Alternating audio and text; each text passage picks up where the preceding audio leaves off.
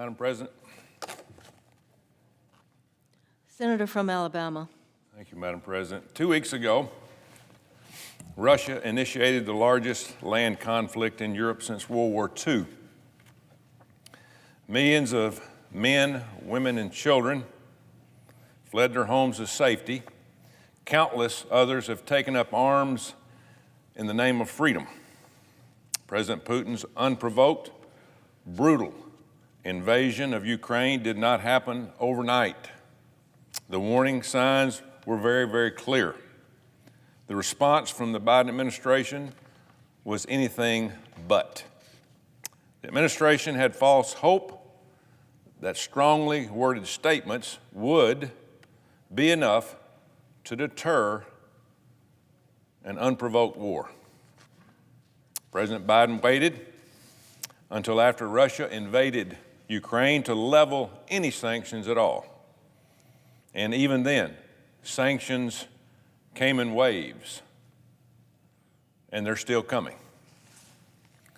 President Biden was slow to hit Putin where it hurts. He refused to penalize the Russian energy sector until roughly a week, 1 week after the invasion took place. The president refused to act, and the world now sees the heart-wrenching results. President Biden has shown weakness on the world stage throughout his 40-plus years in politics. 40 years. His foreign policy caves to adversaries, undermines our allies, and devalues the sacrifices of our men and women in uniform. In his first year of office, he abandoned 20 years of effort in Afghanistan and emboldened Putin to attack his neighbor. And as I speak, the White House is revving Iran's hope of developing a nuclear weapon. Originally brokered when Joe Biden was vice president in 2015,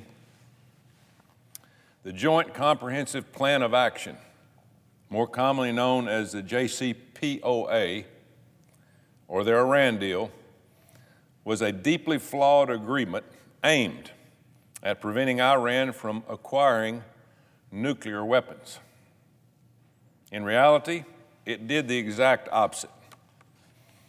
Nuclear security can't be achieved with wishful thinking, watered-down sanctions, or by sending our adversaries plane loads of cash, in which we did. Years later, we all know the result. The Iran deal did not work. President Biden wants to revive this disastrous deal. And this time, it will be even worse.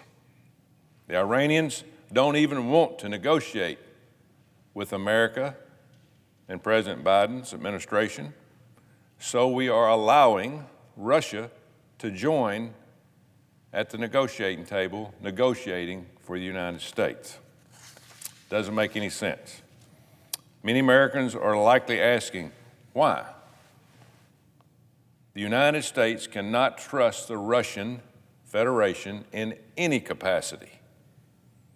If working with and propping up Russia isn't bad enough, Iran is poised to receive billions of dollars from frozen assets in this new agreement, including funds from renewed oil exports.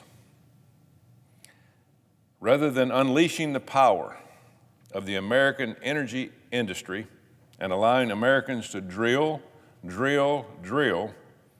on our own soil, the Biden administration would rather do business with Venezuela and plead with Saudi Arabia to turn on the spigots.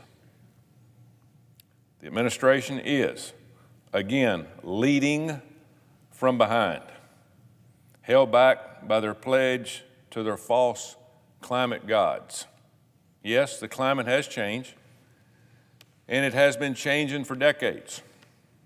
But we can't let the far-left extremist wing push us to buy oil from convicts and criminals just because they'd rather hamstring our economy than unleash American energy. The administration is letting Russia and Iran and China dictate the rules of the game. And they're letting an unelected bureaucrat who was not Senate confirmed by the name of Rob Malley conduct these talks through Russia. His now former colleague resigned. Malley's former colleague resigned in protest over Mr. Malley in conceding to Iran.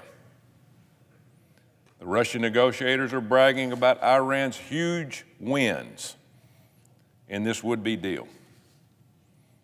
I have a long list of concerns about how these negotiations are unfolding, but at the top are the limited sanctions the administration appears to be open to in exchange for a short-term pause on the development of Tehran's nuclear program.